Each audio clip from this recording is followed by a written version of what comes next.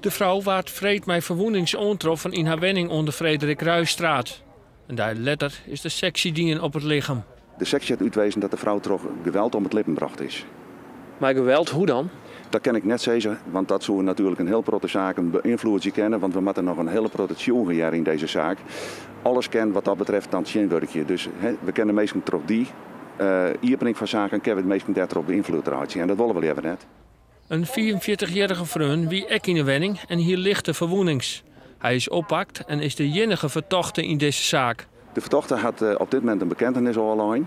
En hij is op dit moment bij de rechtercommissaris hij bloot een lange vers zitten. Hij gaat 14 dagen in bewaring. Maar had hij ook verteld van hoe hij haar om het leven gebracht had? Daar kan ik inhoudelijk niks over zeggen. De verdachte zit nog in saneerde beperkingen en wij dus mij net in praten uit zijn advocaat. Verdachte en slachtoffer hebben jarenlange relatie met elkaar gehad. Verleden weken roen het uit de hand. Wat ik wel kan zeggen dat het een uit de hand gelopen situatie geweest is thuis. En dat is op zich wel heel duidelijk. En heeft dat een historie, wie het al langer zo? Daar kan ik nog niet heel veel over zeggen. Maar ze hebben al een langere tijd een relatie gehad. En daar is al wat eerder gebeurd, ja. De vrouw van 38 jaar liet 3 benen achter. Een zaak, maar alleen nog verliezers, zei de politie.